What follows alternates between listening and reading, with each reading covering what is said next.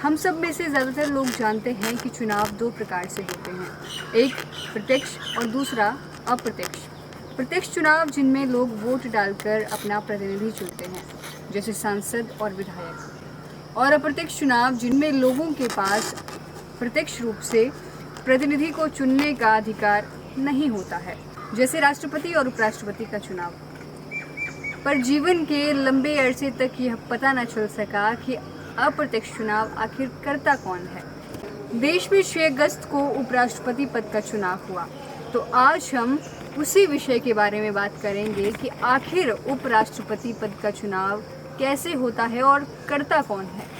उपराष्ट्रपति यानी देश का दूसरा सबसे बड़ा संवैधानिक पद। उपराष्ट्रपति संसद के उच्च सदन यानी राज्यसभा का अध्यक्ष होता है।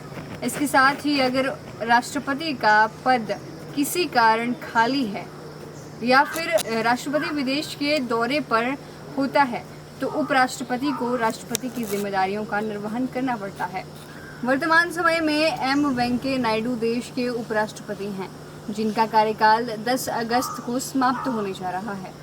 उनके कार्यकाल समाप्त होने से पहले ही नए उपराष्ट्रपति का चुनाव हुआ, जिसका मतदान 6 अगस्त को हुआ, जिसमें मुख्य रूप से मुकाबला एनडीए यानी नेशनल डेमोक्रेटिक अलायंस के जगदीप धनखड़ और यूपीए की मार्गरेट अल्वा के बीच देखने को मिला। आइए अब बात करते हैं उपराष्ट्रपति का चुनाव आखिर कौन लड़ सकता है।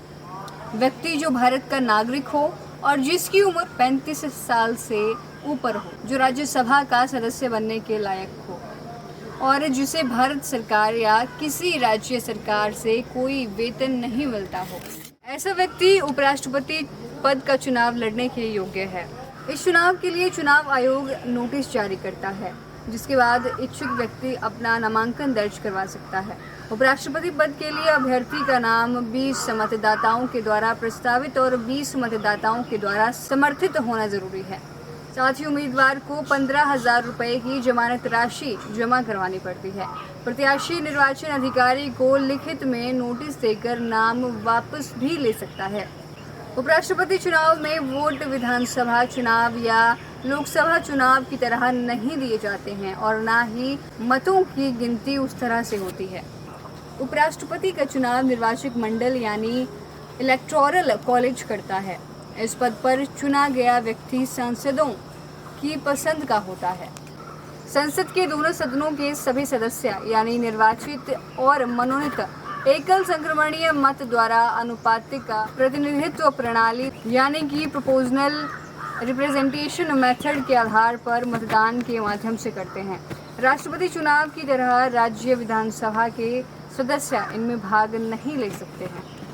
अगर 2022 के उपराष्ट्रपति चुनाव की बात करें तो इसमें राज्यसभा के 245 सदस्य तथा लोकसभा के 543 सदस्य भाग लेंगे, यानी कुल मिलाकर 788 वोट होंगे। प्रत्येक सांसद की वोट वैल्यू होती है 1 और जीत के लिए 50% से 1 अधिक चाहिए होता है। उपराष्ट्रपति वही बनता है जो वोटरों के वोटों के कुल वेटेज का आधे से अधिक हिस्सा हासिल करता है। चुनाव में वोटर प्रेफरेंस के आधार पर उम्मीदवारों को क्रम संख्या देते हैं। सांसद वोट देते समय अपने मतपत्र पर ही क्रमानुसार अपनी पसंद के उम्मीदवार बता देते हैं। जैसे कि मान लीजिए उपराष्ट्रपति चुनाव के लिए 3 प्रत्याशी हों और आपको वोट करने का अधिकार हो, तो आपको उम्मीदवारों को 1, 2 या 3 के आधार पर प्राथमिकता देनी होगी। आइए तो अब जानते हैं कि वोटों की गिनती होती कैसे है। सबसे पहले सभी मतपत्रों पर दर्ज पहली रैंकिंग के वोट गिने जाते हैं। यदि इस पहली गिनती में ही कोई उम्मीदवार जीत के लिए ज़रूरी परसेंटेज का कोटा हासिल कर लेता है तो जीत उसकी हो जाती है। लेकिन अगर ऐसा ना हो सका तो फिर प्रेफरेंस के आधार पर काउंटिंग की जाती है।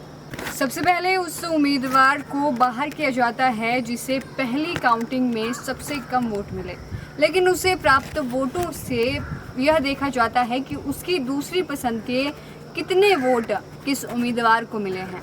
अब समझना ये है कि कैंडिडेट बाहर कैसे होते हैं।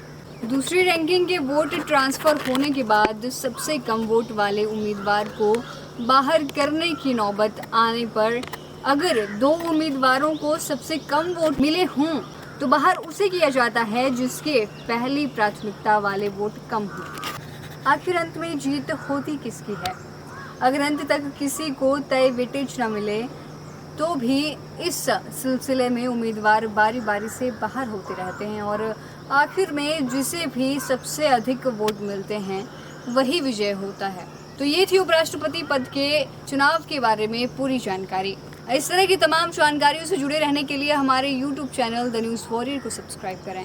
ऐसे टॉपिक या व्यक्तित्व जिन्हें आप चाहते हैं कि वो हमारी अगली वीडियो का विषय हों तो उन्हें कमेंट कर आप कमेंट सेक्शन में ज़रूर बताएं। द न्यूज़ वॉरियर से मैं सरोज शांति रिपोर्ट के साथ। नमस्कार।